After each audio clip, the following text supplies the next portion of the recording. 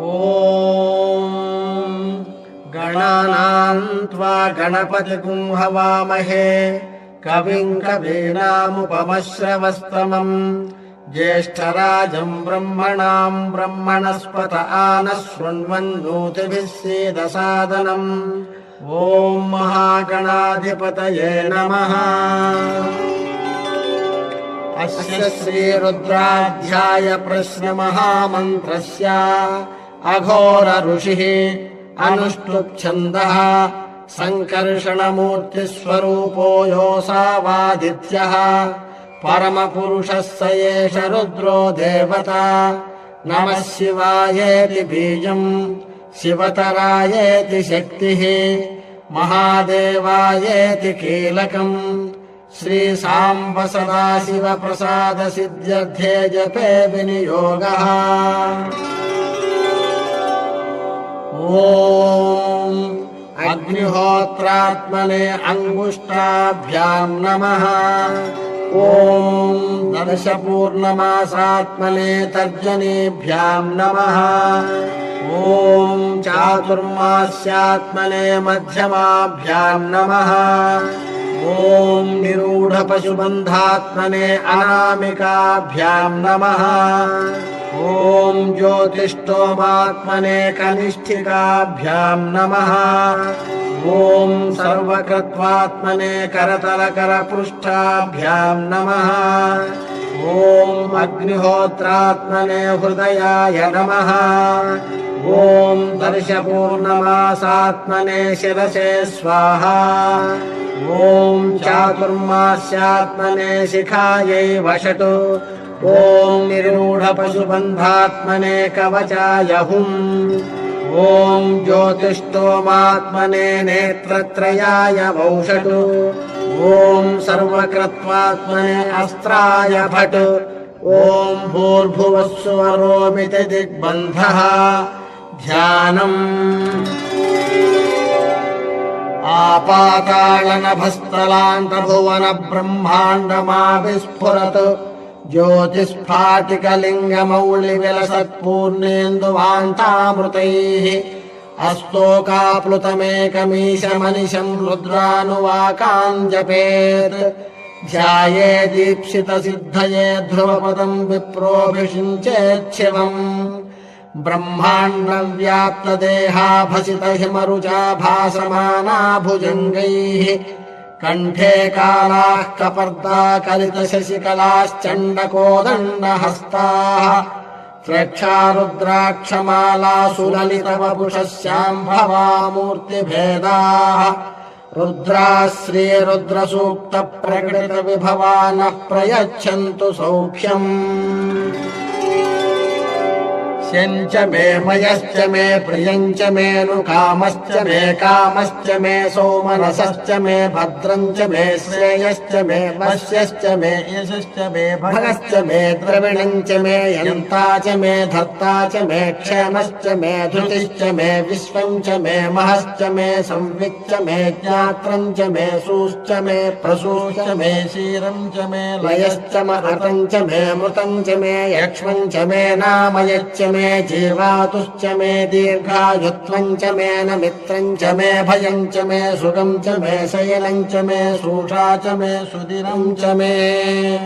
ॐ शान्तिः शान्तिः शान्तिः।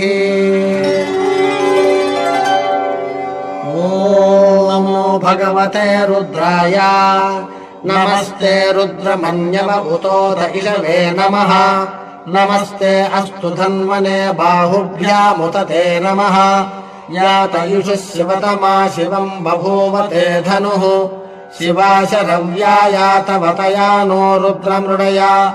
याते रुद्रशिवा तनूरघोरा पापकाशिनी। तया नस्तनुभाषन्तमया गिरिशन्ताभिचाकशीः।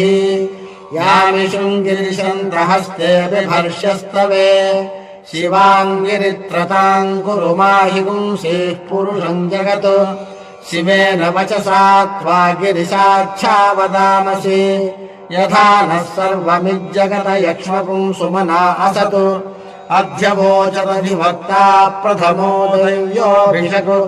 अहीगुश्च सर्वान् यम्भयन् सर्वाश्च यातु धान्यः असौ यस्ताम्रो अरुण उत बभ्रुः सुमङ्गलः ये चेमागुम् रुद्रा अभितो दिक्षुः सिताः सहस्रशो वैशागुम् हेडयीमहे असौ यो वसर्पति नीलग्रीवो विलोहितः उतैनम् गोपा अदृशन्नदृशन्नुदहार्यः उतैनम् विश्वाभूतानि स दृष्टो मृडयातिनः नमो अस्तु नीलग्रीवाय सहस्राक्षाय मीढुषे अथो ये अस्य सत्त्वानोऽहम् तेभ्यो करम् नमः प्रमुञ्च धन्वनस्त्वमुभयोरात्रियोर्ज्याम् याश्च ते हस्त इषवः पराता भगवो वपा अवतत्य धनुस्त्वगुम् सहस्राक्षसिते शुधे निषेद्य शल्यानाम् मुखा शिवो नः सुमना भवा विद्यम् धनुः कपर्दिनो विशल्यो बाणवागुम्भुता अनेशन्नस्येषव आभुरस्य निषङ्गधिः याते हेतिर्मीढुष्टमहस्ते बभूव ते धनुः तयास्मान् विश्वतस्त्वमयक्ष्मया परिभुजा नमस्ते अस्त्वायुधायानातताय धृष्णवे उभाभ्यामुत ते नमो बाहुभ्याम् तव धन्वने परिते धन्वनो हेतिरस्मान् वृणक्तु विश्वतः अथो यैषिधिस्तवारे अस्मन्निधेहितम् नमस्ते अस्तु भगवन् विश्वेश्वराय महादेवाय त्रयम्बकाय त्रिपुरान्तकाय त्रिकाग्निकालाय कालाग्निरुद्राय नीलकण्ठाय मृत्युञ्जयाय सर्वेश्वराय सदाशिवाय श्रीमन्महादेवाय नमः नमो हिरण्यबाहवे सेनान्ये दिशाम् च पतये नमो नमो वृक्षेभ्यो हरिकेशेभ्यः पशूनाम् पतये नमो नमः सस्पिञ्जराय त्रिशीमते पथीनाम् पतये नमो नमो बभ्रुषाय विव्याधिनेन्नानाम् पतये नमो नमो हरिकेशायोपवीतिने पुष्टानाम् पतये नमो नमो भवस्य हेत्यै जगताम् पतये नमो नमो रुद्राय तथा विने क्षेत्राणाम् पतये नमो नमः सूताय हंसाय वनानाम् पतये नमो नमो रोहिताय स्तपतये वृक्षाणाम् पतये नमो नमो मन्त्रिणे वाणिजाय कक्षाणाम् पतये नमो नमो भुवन्तये वारिवस्कृताय औषधीनाम् पतये नमो नम उच्चैर्घोषाय क्रन्दयते पत्तीनाम् पतये नमो नमः कृत्स्नभीताय धावते सत्त्वनाम् पतये नमः